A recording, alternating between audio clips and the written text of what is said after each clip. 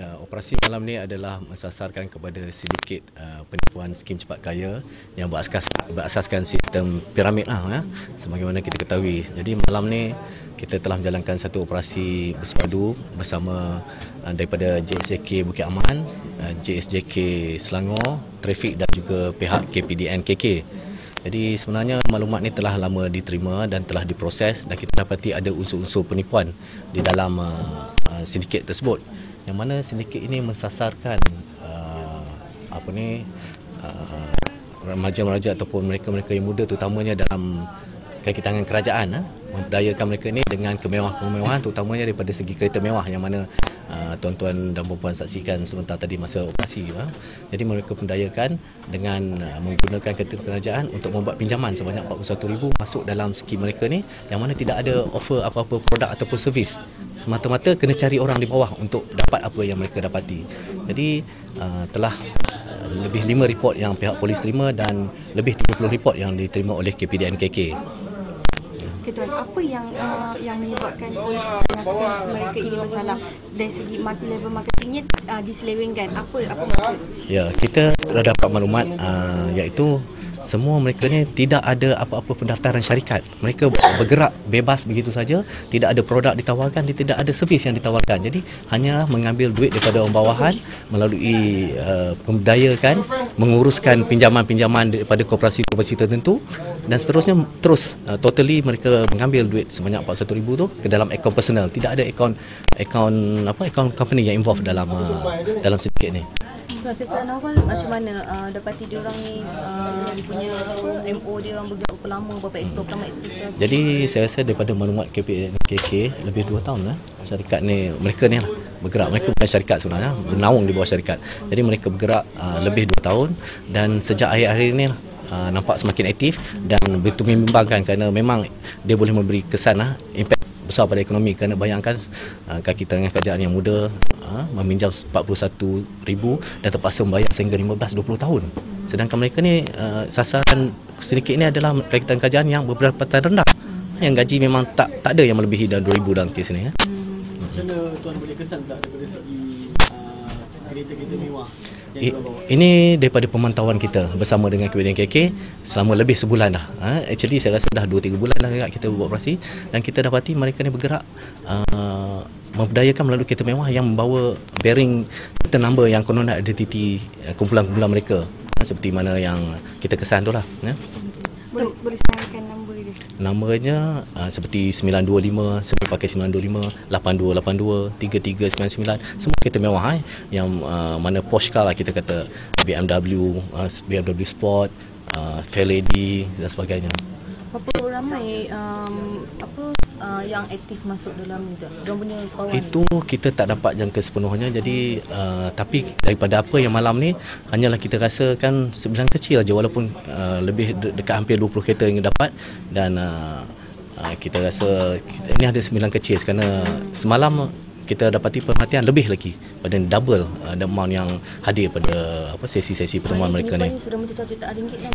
Kalau kita ikutkan figure yang kemasukan mereka-mereka ni yang melalui borang-borang tu, memanglah setakat ni memang sudah lebih. Saya rasa KPDN KK mantau pun dah, saya rasa terlalu banyak lah, lebih dalam jutaan. Sekadar di sekitar Lembah Kelang, saya percaya di tempat lain juga. Ya, sebenarnya dulu fenomena ni hanya bergerak di Lembah Kelang, dan sejak akhir ni kita dapati ada juga mereka-mereka yang menyertai daripada utara. Seperti semalam kita dapat maklumat, yes, kereta-kereta yang datang kemasukan ahli baru, yang dibawa ahli baru, rekrut ahli baru daripada sejauh Penang, Kedah ada datang. Yes. Dalam Ops Rama. Ya. Ops Rama malam ni kita dapat tahan berapa orang dan berapa buah kereta secara khusus? Kereta saya rasa dalam 16 buah kereta setakat ni. Kita tak dapat confirm lagi, belum habis lagi saya makan, dan kita tahan saya rasa lebih daripada tadi, dalam ada more than 80 ada dalam 80 ke 100. Ini untuk screening baru, kita dalam proses screening lah berapa yang akan ditahan selanjutnya, kurang, tapi kita berdasarkan status mereka lah dalam aktiviti ini. Tindakan kita akan serah pada pegawai penyiasat lah, bawah Seksyen 420 Kanun Kesiasatan, iaitu menipu. Yang kita ambil tindakan pada malam ni, kenapa dipaparkan gaya hidup mewah? Siapa boleh jawabkan? Kenapa dipaparkan sedemikian? Karena mengikut kajian yang telah dibuat manusia, iaitu kita lah, kita ni sentiasa ataupun kita suka disajikan dengan benda-benda mewah. Dalam kes ni kereta mewah, jadi supaya kita terliur, sebagai kegiatan kerajaan kita kena sedar, kita terikat dengan peraturan-peraturan yang telah ditetapkan oleh.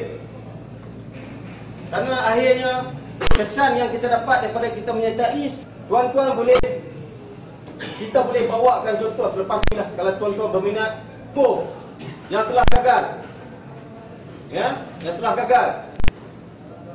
Bukan saya nak mengandang-andangkan cerita, ini telah terbukti, ini telah terjadi. Kebenaran di sebalik apa yang disajikan kepada kita tu. Adakah kita bertanya kereta mewah dalam keadaan ekonomi yang tidak menentu sekarang ni? Ada tuan-tuan sendiri, tuan-tuan dan perempuan, apa yang tuan-tuan dan perempuan memperolehi? Adakah tuan-tuan perempuan memperolehi barang untuk diniagakan? Ada?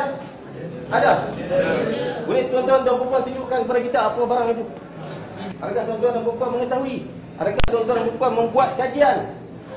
Tuan langsung merupakan kesalahan dua undang-undang yang kita buat pasal sekarang. Syubhat.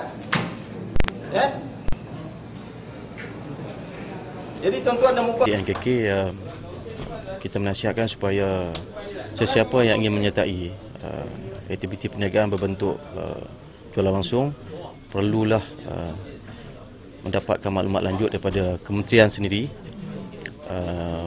dengan melayari laman web kita ataupun boleh menghubungi kita sendiri untuk bertanyakan tentang status sesebuah syarikat yang menjalankan aktiviti jualan langsung. Dan yang paling penting sekali, syarikat-syarikat yang ingin menjalankan aktiviti jualan langsung mestilah mempunyai produk ataupun perkhidmatan. Dan kalau dalam kes yang kita tangani malam ini memang tidak melibatkan barangan ataupun perkhidmatan, jadi ini adalah indication yang paling utama bagaimana kita nak menangani isu ataupun nak mengetahui sama ada berlakunya perlindungan ataupun sebaliknya lah. Dan nasihat daripada KPDN KK supaya berhati-hati kerana kita mempunyai perundangan untuk nak menangani isu ni, kerana undang-undang yang akan dilaksanakan selepas ini memang penalti yang dikenakan memang tinggi. Kita telah membuat satu pindaan terbaru Akta Jualan Langsung dan juga skim piramid yang akan cover perkara yang sebegini supaya memberi kesedaran kepada orang ramai.